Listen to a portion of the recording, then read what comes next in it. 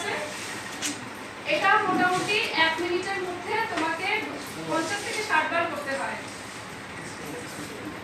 এরকম রেস্ট দিয়ে দিয়ে, তবে একদম এইভাবে দিলে কিছুক্ষণ পরে আবার দিলে সেটা কিন্তু নয়।